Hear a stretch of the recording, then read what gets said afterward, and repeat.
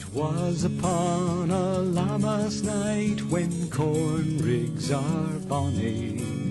Beneath the moon's unclouded light I held a while to Annie. The time went by with careless heed till 'tween the late and early. With small persuasion she agreed to see me through the barley.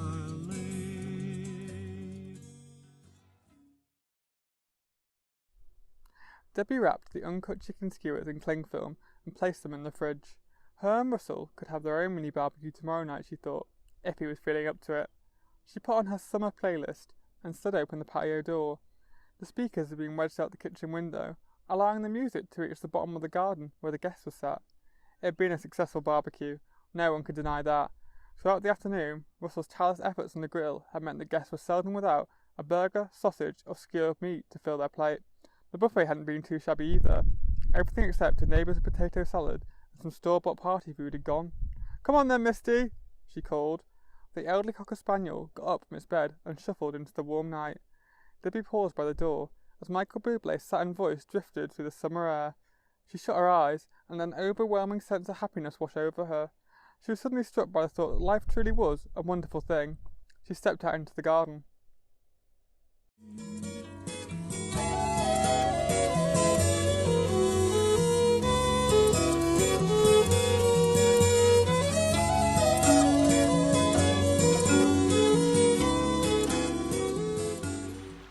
"Fuck, I didn't think you pushed it so far," slurred a voice from around the corner of the house.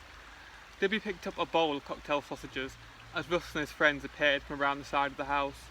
The men huddled together in their wet swimming trunks. "What a racket you boys are making. What were you up to, baby?" asked Debbie, wiping her fingers on a piece of paper towel. "What did it look like, Debbie?" said Russell. "We'd been in the jacuzzi." A pale-looking Darren flashed her a weak smile. "Great barbecue, Debbie," he said, squeezing past her into the kitchen. "Yeah, you outdid yourself with those mac and cheese bites," said Higgs, tailing Darren into the kitchen. As he moved indoors, Misty nipped at his ankles. "Stop that," said Debbie, slapping at the dog's hind legs. "Thank you, Higgs, but I didn't make them. They were M&S. "Still good though," said Higgs, dripping water onto the lino floor. "We're going to go get changed now," said Darren. Russell nodded. "Landing, first door on the right," he said, and turned back to Debbie. "Your friend, the large one, she left a bit ago, didn't she?"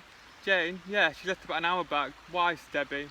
"That young fellow of hers threw up in the jacuzzi," said Russell, taking 2 cocktail sausages from the bowl and popping them in his mouth.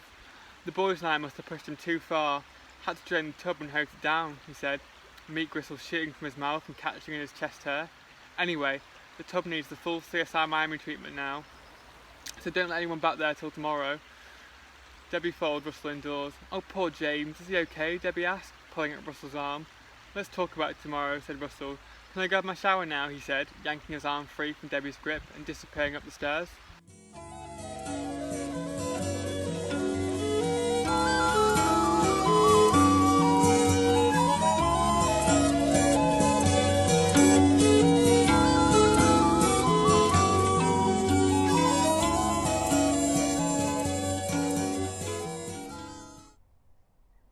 Debbie carted a bucket of cleaning products around the jacuzzi. She had to stop herself from being annoyed with how poorly Russell concealed James's body. He'd wrapped it loosely in a piece of tarpaulin and then dumped it behind the lavender bush. "Misty, please get out from under Mummy's feet," she said. The dog obediently sat down and watched as Debbie snapped on a pair of rubber gloves and poured a whole bottle of bleach into the tub.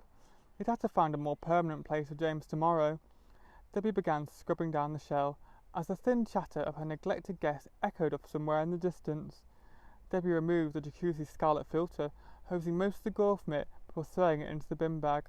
"Can you spot anything else, Misty?" said Debbie, searching the small patch of patio.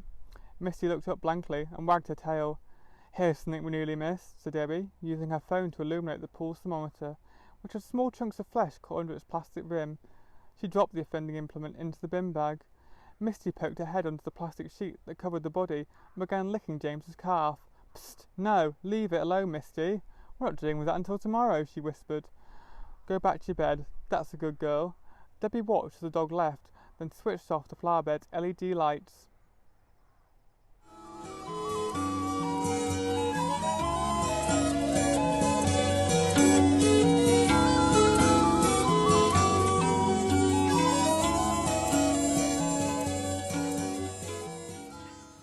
Debbie tossed the full bin bag into the pantry and shut the door.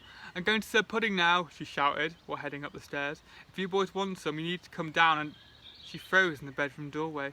On top of the Laura Ashley bedding, Dan was getting fucked from both sides by Russell and Higgs. "Fuck, Russell, fuck me," he groaned before Higgs gagged him again. Russell looked up at her blankly, then went back to ploughing their neighbour. Debbie walked back down the stairs. Slap! Darren let out a whimper. "Shut up," echoed Higgs' voice down the stairs. Debbie removed the colourful trifle from the fridge. She turned up the music and rejoined her guests at the bottom of the garden. "Who has room for afters?" she said, putting the heavy bowl down on the decorating table. "Where's our Russell at then? I haven't seen him all night," said Auntie Linda. "He'll be down in a minute," said Debbie, pouring herself a glass of white. Michael Bublé's song, Everything, drifted on down from the house. "I can't explain it, but something about that man's voice makes me so happy whenever I hear him sing," Debbie said, closing her eyes. Life truly was a wonderful thing.